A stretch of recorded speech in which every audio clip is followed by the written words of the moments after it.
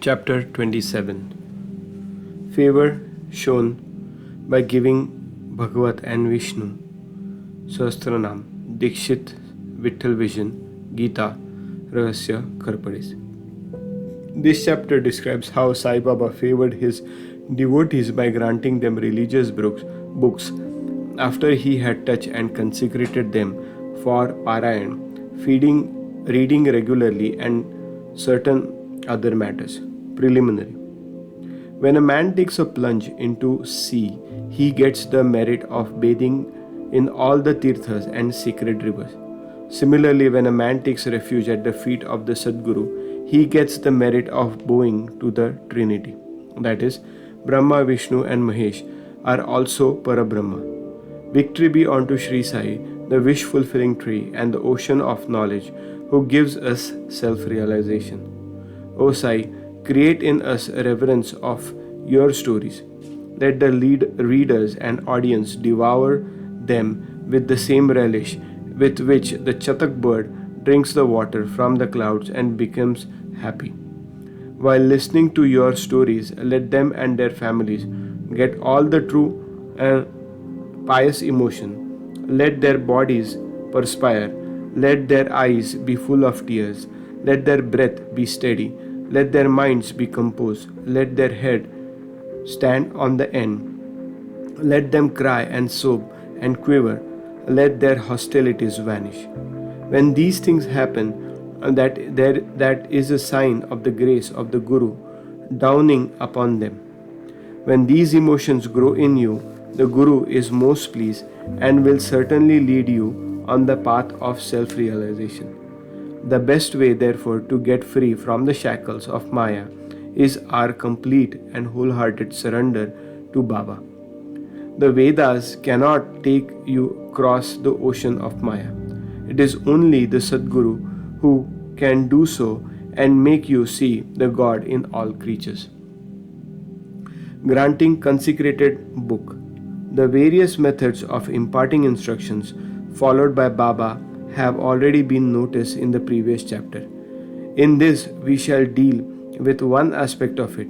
It was the habit of some devotees to take Baba some religious book of which they wanted to take a special study and to receive the same back from him after they were touched and consecrated by him.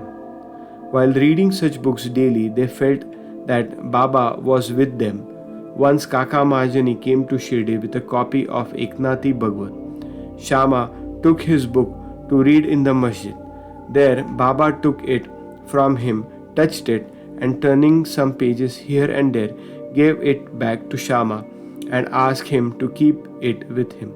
When Shama said that it belonged to Baba and had to be returned to him, "No," replied Baba. "As I have given it to you, you better keep it. It will be of use to you." In this way, many books were entrusted to Shama. Kaka Mahajani, after a few days, came again with another book of the same Bhagwat and gave it in Baba's hand. Then Baba gave it back as prasad and asked him to preserve it well and assured him that it would stand in good stead. Kaka accepted it with reverence. Shama and Vishnu Sahastranaam. Shama was a very intimate devotee of Baba, and Baba wanted to favor him in a particular way by giving a copy of Vishnu Sahastranaam as prasad. This was done in the following way. Once a Ramdasi, follower of Saint Ramdas, came to Shirdi and stayed there for some time. The routine he followed daily was as follows. He got up early in the morning, washed his face, bathed, and then, after wearing saffron-colored clothes and besmearing himself, with sacred ashes, read Vishnu Sahastranaam, a book giving 1,000 names in praise of Vishnu and held second in importance to Bhagavad Gita, and Adhyatma Ramayana, esoteric version of Rama's stories, with faith. He read these books very often. After some days, Baba thought of favoring and in initiating Shama with Vishnu Sahastranaam.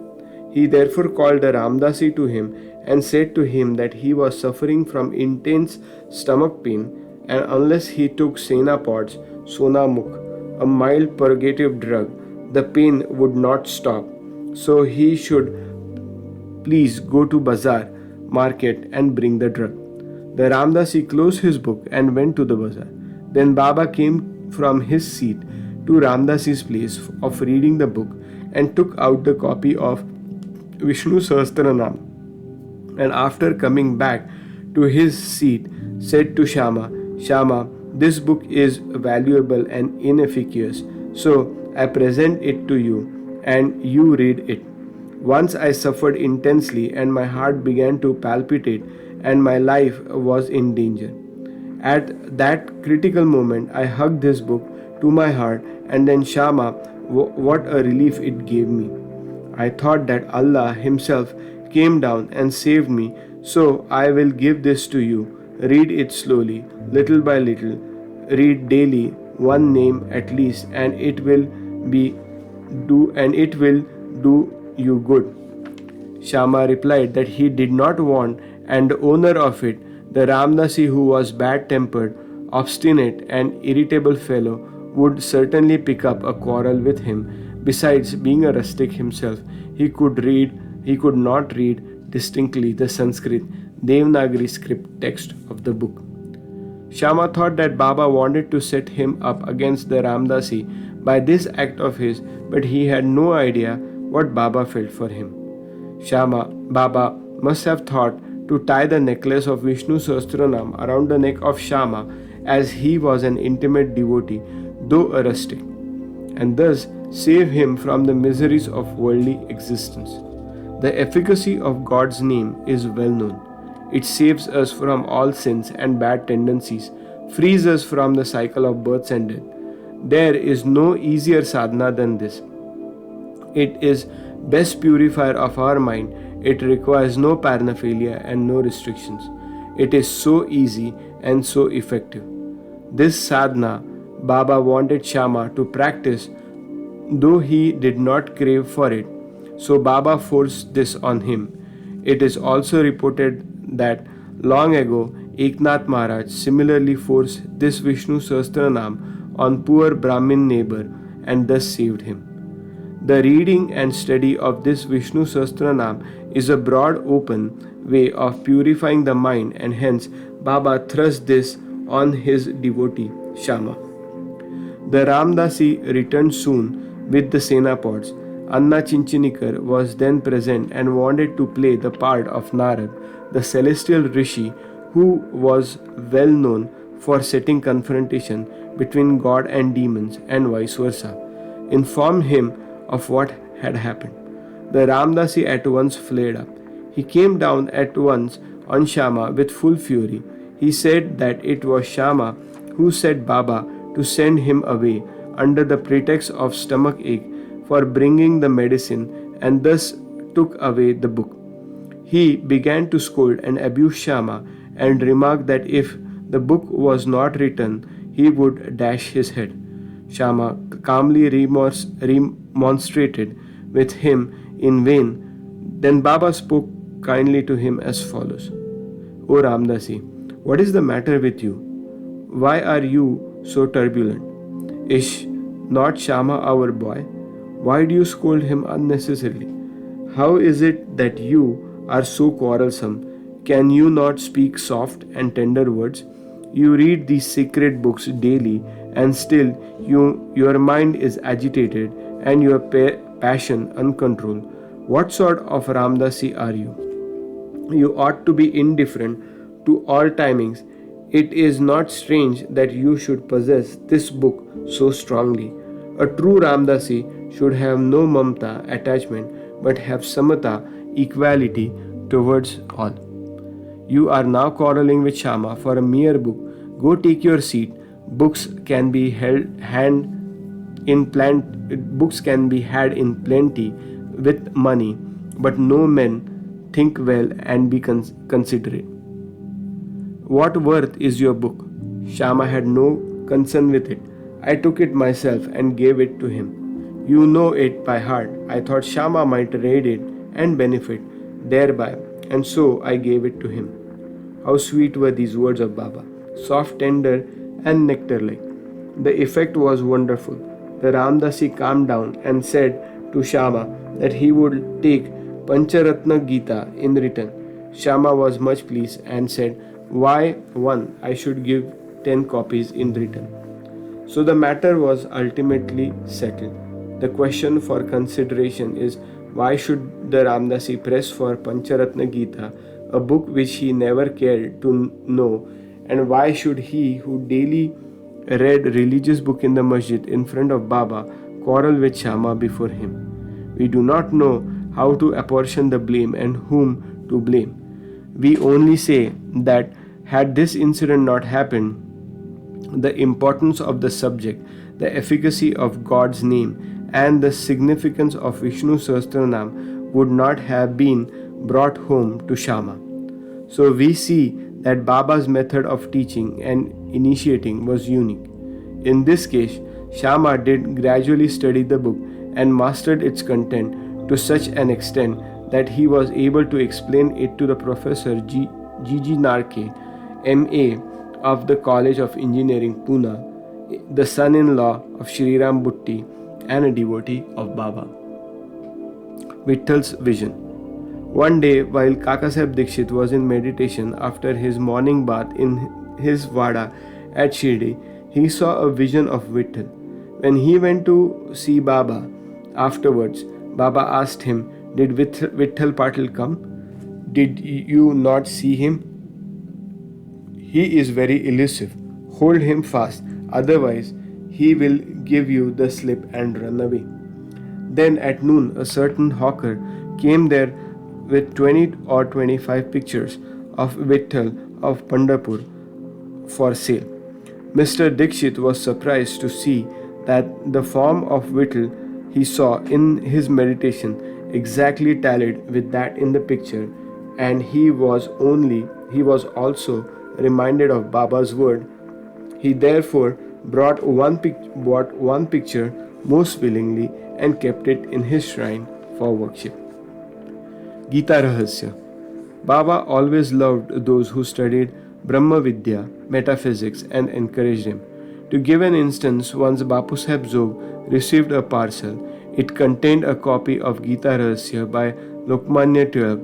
Taking it under his armpit, he came to the masjid and prostrated before Baba when the parcel fell at Baba's feet.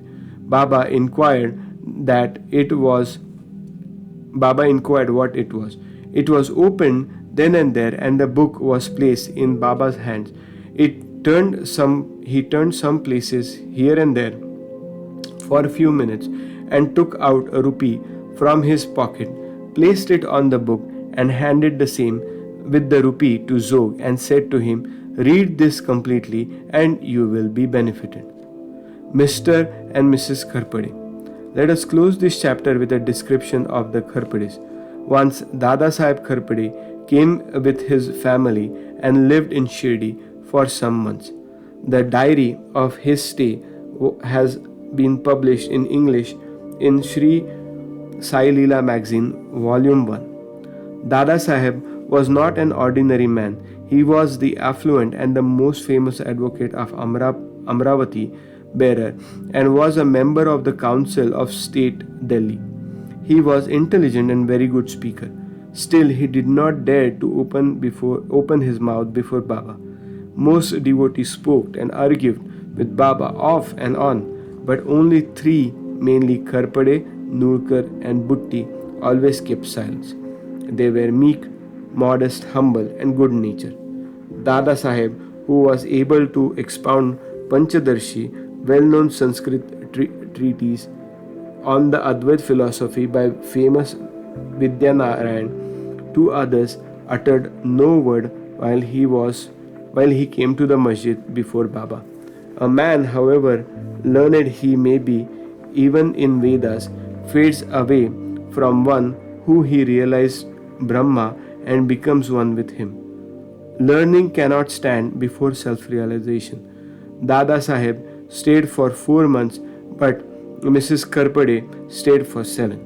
Both were highly pleased with his Shirdi stay, Mrs. Kharpade was faithful and devout and loved Baba deeply.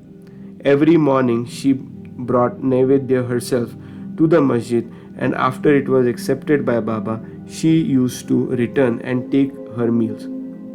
On seeing her steady and firm devotion, Baba wanted to exhibit it to others. Once noon, she brought a dish containing sanza, wheat pudding, puris, rice, soup and kheer, sweet rice and other sundry articles to the masjid. Baba, who usually waited for hours, got up at once, went to his seat, and removing the cover from the dish, began to partake of the thing zealously. Shama then asked him, "Why this partiality? At times you throw away dishes of others and do not care to look at them. But this appeals to you earnestly. Why is the dish brought by this lady so sweet? This intrigues us." Baba then explained, "The food is really extraordinary. In the former birth, this lady was a merchant's fat cow, yielding much milk. Then she disappeared and took birth in a gardener's family, then in a Kshatriya's family, and married a merchant. Then she was born in Brahmin family, and I saw her after a long time. Let me take some sweet morsels of love from her dish." After saying this, Baba did full justice to her dish, washed his hands and mouth, blenched out. He was fully satisfied and resumed his seat. Then she bowed down and began to shampoo Baba's leg, and began to talk with her and knead her arms, which were shampooing his legs. On seeing this reciprocal service, Shama began to joke and said, It is going on well. It is a wonderful sight to see God and his bhakta serving each other." After being pleased with her sincere service, Baba asked her in low and fascinating tone to chant Rajaram Rajaram then and always, and said, "If you do this, your life's object will be achieved, your mind will attain peace, and you will be immensely benefited." To persons unfamiliar with spiritual matters, this might appear as a polite gesture, but really it is not so. It was an case of what is technically called Shaktipat, that is, transference of power from Guru to the disciple. How effective were Baba's words! In an instant they pierced her heart and remained there. This case illustrates the nature of the relations that should subsist between a Guru and the disciple. Both should love and serve each other as one. There is no distinction nor any difference between them. Both are one, and one cannot live with other. The disciple's placing his head at Guru's feet is a gross or outward vision. Really and internally they are both one and the same. Those who see any difference between them are yet unripe and not perfect. Bow to Shri Sai. Peace be to all.